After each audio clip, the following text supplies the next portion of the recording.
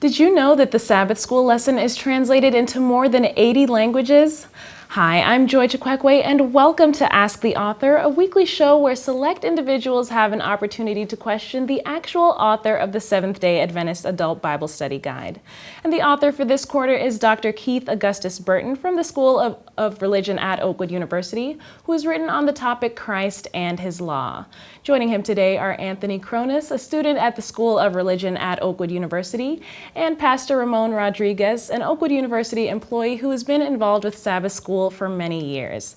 Thanks so much for joining us, gentlemen. Thank you. Thank you. Now, Pastor Burton, I understand that you have written a companion book called Laying Down the Law. So how exactly does this book relate to the Sabbath School lesson? Well, every author is asked to write a commentary of sorts. And so it is a commentary on the Sabbath School lesson. And so those who may want to dig a little deeper can take a look at the book. Now, I've created it, I guess, differently than others because each chapter starts with some sort of autobiographical story. Okay. And I find some way to tie it into the theme for the week's lesson. All right, so this week's lesson is called Christ and the Law in the Sermon on the Mount. So could you just give us a rundown of what's going on in this week's lesson? And also to our guests, we want to include you in this conversation. So if you have any questions, you can just go ahead and feel free to interject at any time. Well, this week we take a look at the Sermon on the Mount. And of course, most people, when you think about the Sermon on the Mount, you think about the Beatitudes, you know, blessed are thee, etc. But the Sermon on the Mount actually has 4 sections, and the first is the Beatitudes. Okay. Then we have the Similitudes, you are the light of the world, you're the salt of the earth. Then the third part is called the Antitheses, Okay. and the final part will be the Imperatives.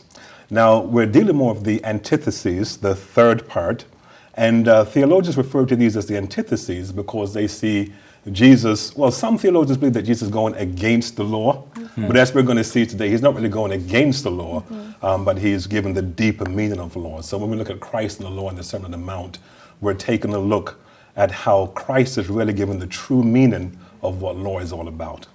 And that kind of leads us straight into Sunday's lesson titled One Jot or Tittle. And the point that I gathered from this lesson is that Jesus came to accomplish the mission of the law, which is to fulfill the law. And you mentioned in the lesson that there are 2 different ways to understand the word fulfill. So could you elaborate on that a little bit more for our viewers? Well, actually, the King James translation says, think not that I have come to destroy the law and the prophets. I've not come to destroy but to fulfill. And then it says, till heaven and earth shall pass away, not one jot or one tittle shall pass from the law until all has been fulfilled. And so reading that in English, it would appear as if the same word is translated for both fulfilled. But in fact, the first one is the word plerao, the Greek word plerao, which basically means to accomplish, to do. And the second is ginomai. Okay. And, you know, of course, ginomai, what's ginomai? Ginomai, that's one of the words that mean to be, you know, and so when it says to all has been fulfilled in the King James Version, it's basically saying till everything has come to completion, has ceased to exist, etc. Okay. It's interesting, Dr. Burton. When we look at, in light of what Jesus says in Matthew 5:18 about the law, today there are many Christians that believe that the law has been done away with, and they hold on to Colossians 2:14. How do we compare and contrast those two? Jesus is saying all will be fulfilled. Paul is saying that everything has been done away with.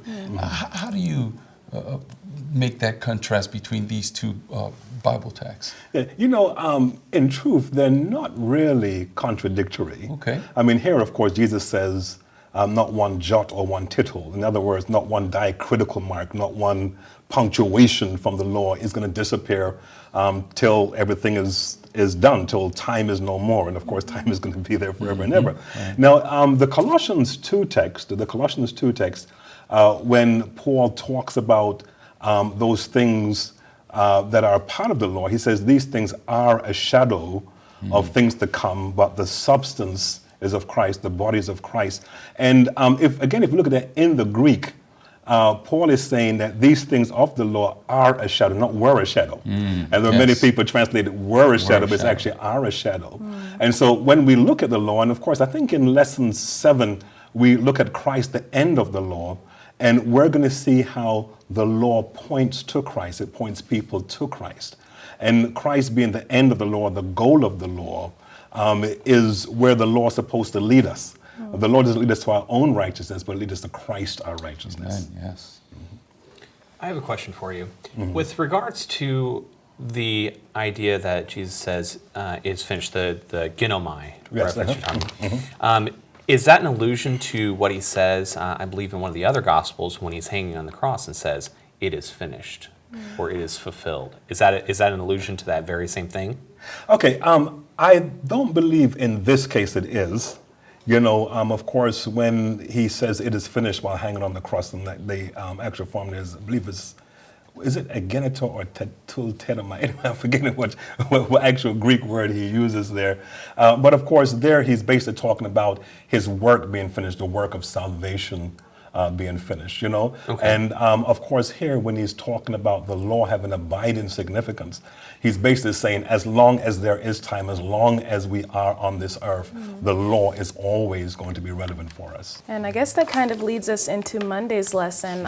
He starts to go into more detail in some of the different, I guess he starts to give a few examples of some aspects of the law that wouldn't be done away with.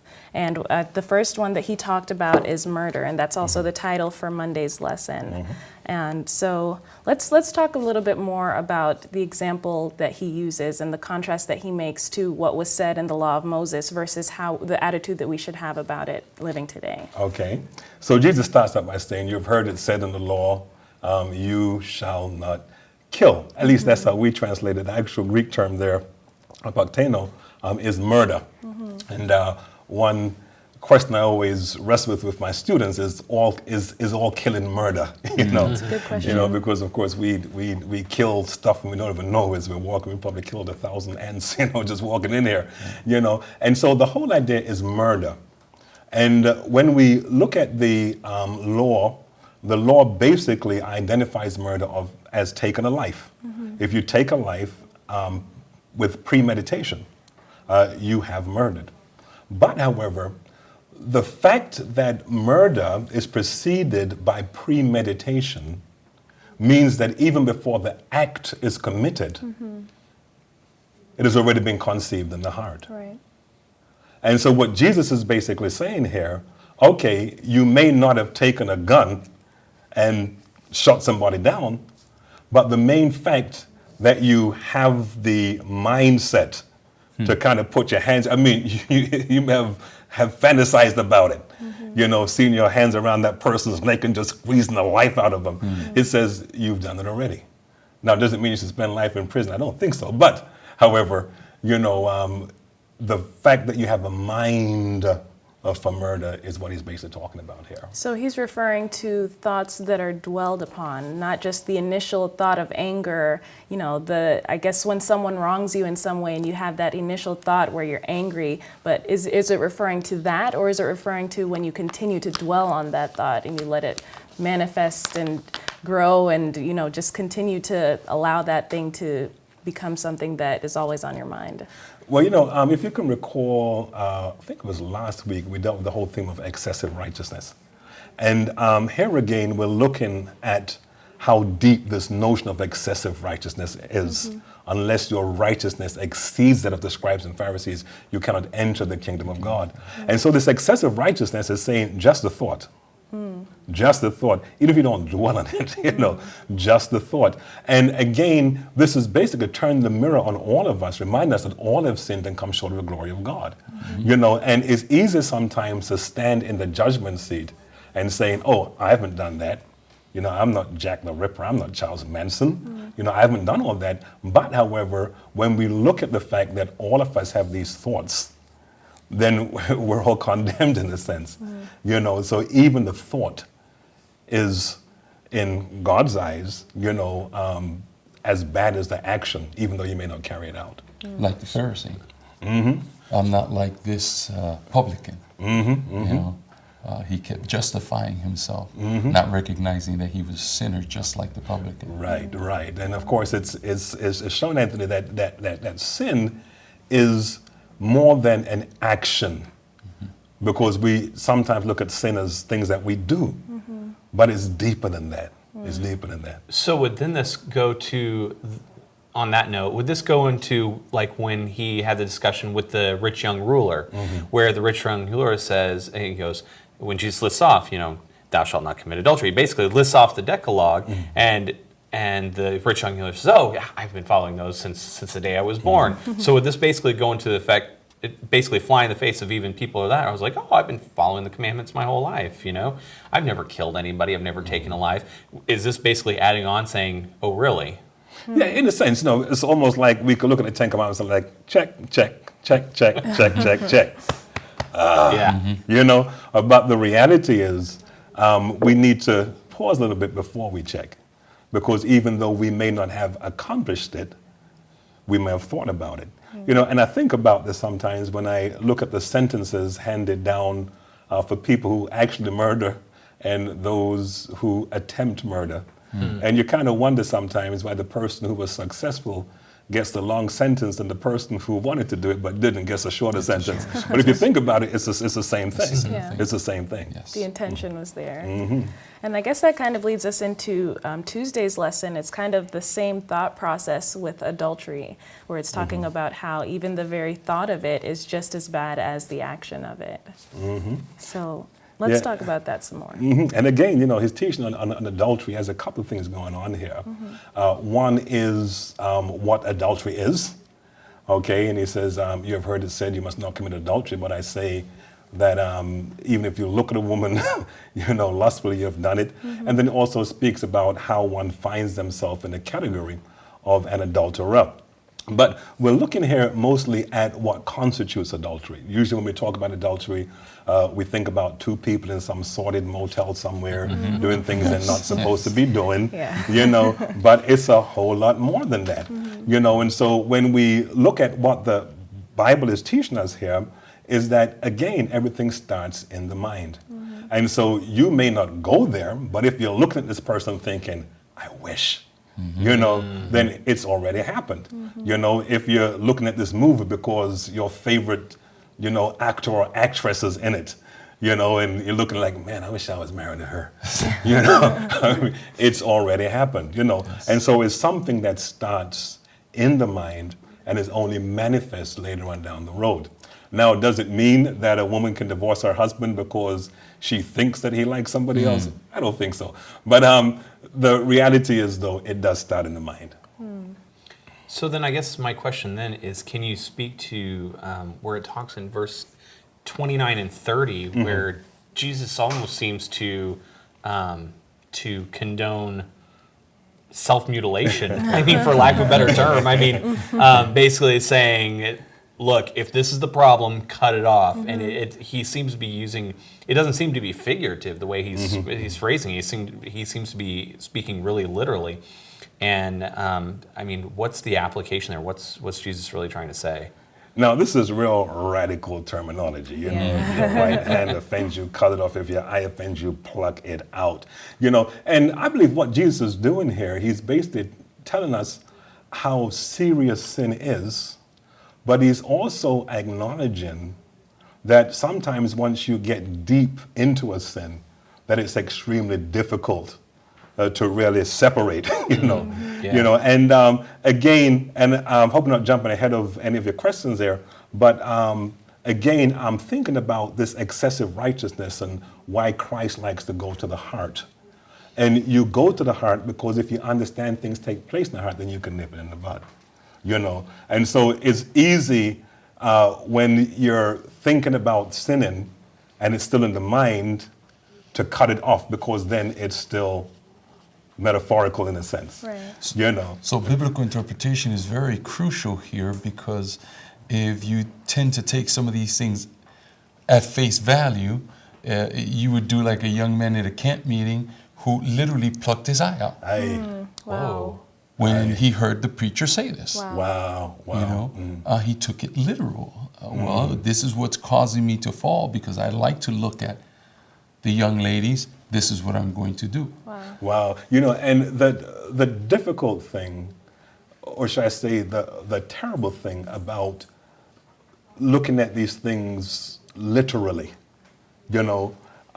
is that the person may have plucked his eyes out, not realizing that the image has already been impressed on the mind. Yes. So you may not have your eye, but those images are impressed on the mind. That's right. Okay, and so metaphorically, what is Christ saying? Well, you have a relationship where you're going to go into a relationship with somebody on the job, for instance, and you ought not be in this relationship, and you find that there's a time in the day where you guys spend a lot of time in the workroom together or something. Okay, that the eye may be the workroom. Right. You don't go in that workroom anymore. Right. Okay, or you find that you have a problem with lust, and you like to watch certain things on TV. That eye may be that big eye TV that you may have to throw out your house. Okay, doing something radical, Right. so that you don't get deeper and deeper and deeper into this thing that can literally cut you off from the kingdom of heaven. And of course, when we looked, I think it was in Sunday's lesson, Jesus talks about certain people being the least in the kingdom of heaven. The actual understanding there, being the least in the kingdom of heaven, basically means they're not going to be there at all. And so we do radical things that may hurt.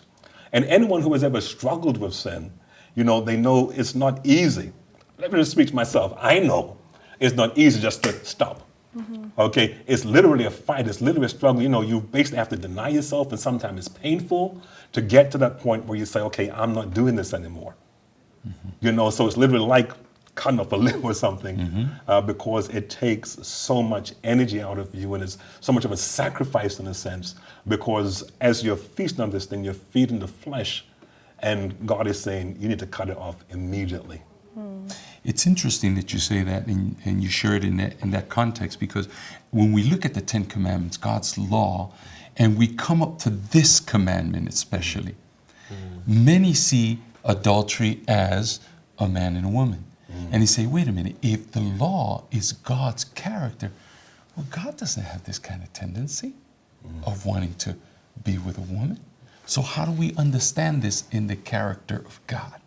Okay, when we look at the commandments, we see the thou shalt nots, but they're really thou shalts. That's right. Yeah. Of course, thou shalt have no other God before me. In other words, have only one God. You shall only have one God. Yes. Don't have divided loyalty in a sense. Okay, when it comes down to the passage on adultery, what it's basically saying, be happy with the person you have.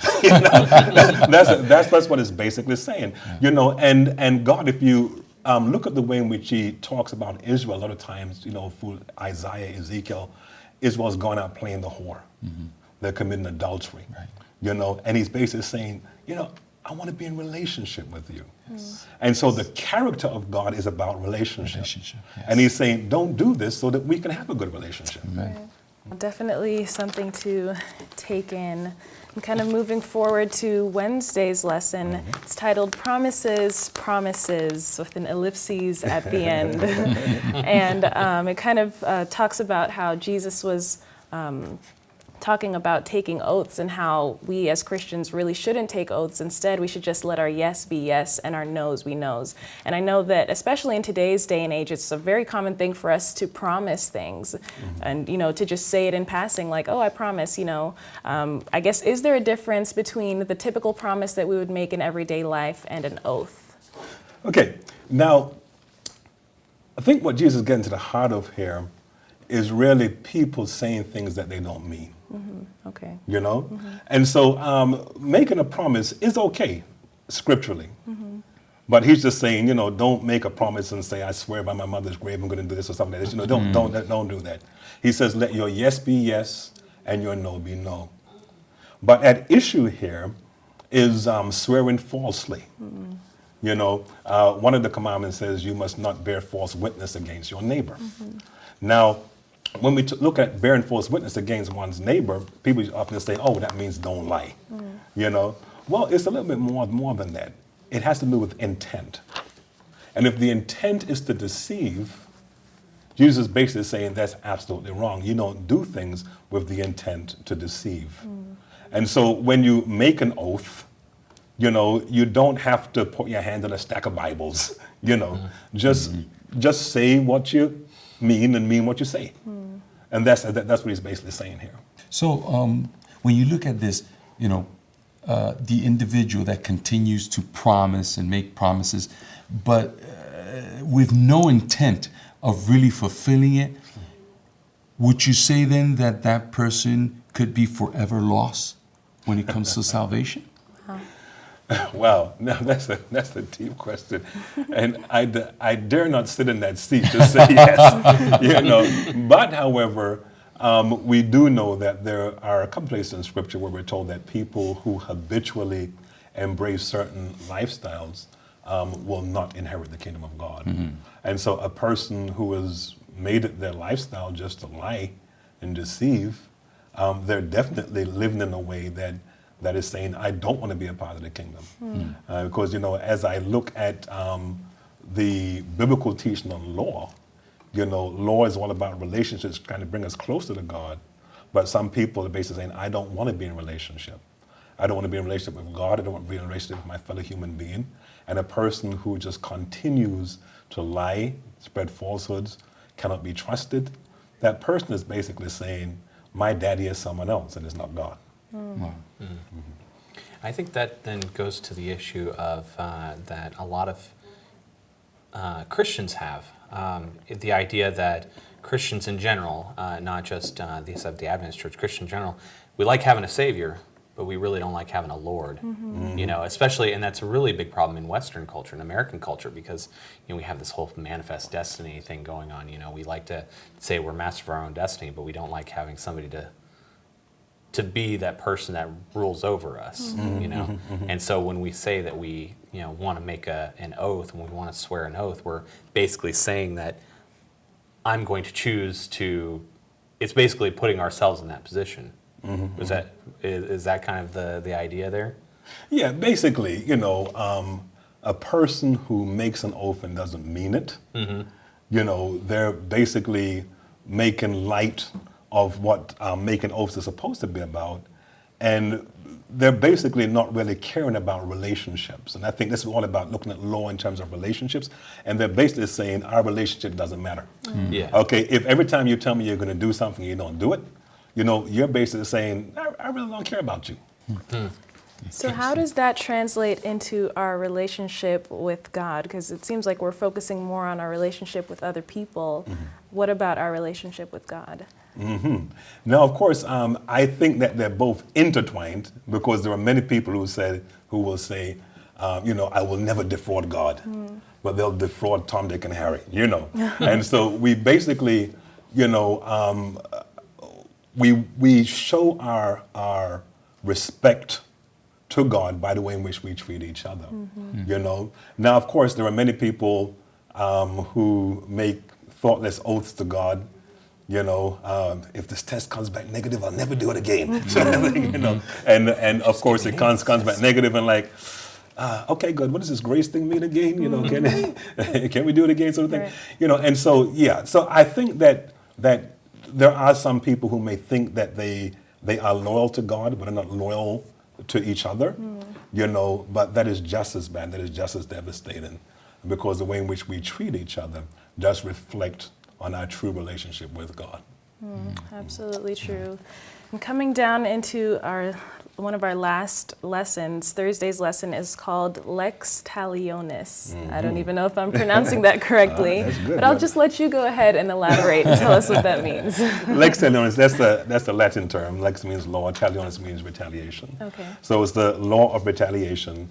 And you find it in a lot of legal systems that basically says an eye for an eye, tooth for tooth, life for life. Okay, you gouge out my eye, I'm going to gouge out yours. You know, and this is not voluntarily gouging either. You know, you chop off my hand, your hand's coming off too. Okay, you kill one of my family members, one of your family members is going to get killed. And so basically that's the law of retaliation, the lex talionis. And what Jesus basically does here, he turns everything upside down. He says, you have heard it said, eye for an eye, tooth for a tooth. But I say to you, you know, if somebody hurts you, treat them right. You know? And for a society like this, they're like, what in the world is he saying? What is he saying? Now, this is an honor and shame society. Yes. And in an honor and shame society, you are basically shamed if you do not avenge a loved one. But, however, what Jesus is saying, do not avenge them. For instance, if someone slaps you on one cheek, turn the other cheek. Okay? And what you're basically doing, you're taking control of the situation. Because you should only turn the other cheek after you have slapped them. But you turn your cheek to them, you're basically saying, okay, I've not yet slapped you, but I want you to think that I've slapped you. And you will shame yourself if you try to slap me. And you've put an end now to this cycle of tit for tat. You hurt me, now I hurt you. You hurt my parent, I'm going to hurt your parent. Da, da, da. It's put an end to all that. And he's basically saying that if you respond in a loving way, then this endless cycle doesn't have to continue.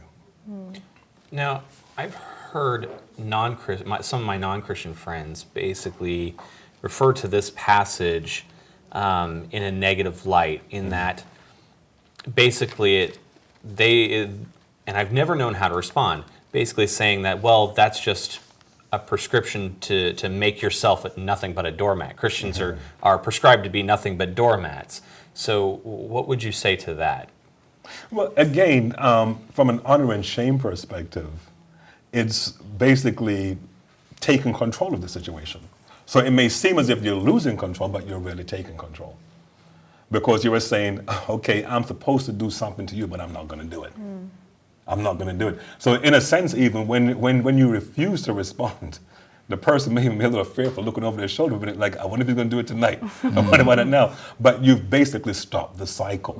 And so it may look like weakness and meekness, but I think we all know that when a loved one does something wrong, we're going to listen to what the loved one says. That loved one's always going to seem like he or she did something right, And so we basically come to a point now where we're not going to keep this cycle going on because we're deciding that we're not going to respond. So we can say that this passage correlates with the one that Paul says, I am the Lord, do not take vengeance, I am the Lord, I will repay. Vengeance is mine. Yeah, vengeance is mine. Yes. And unfortunately, we're running out of time, so if you could just give one last thing for our viewers to take with them about this week's lesson. Well, this section of the Sermon on the Mount ends with the command, you must be perfect, just as your Father in heaven is perfect. And of course, this is another text that is often misunderstood. But when we look at it in context, what it's basically saying, just as the Lord has a heart for forgiveness, just as the Lord has a heart for reconciliation, we ought to adapt that heart.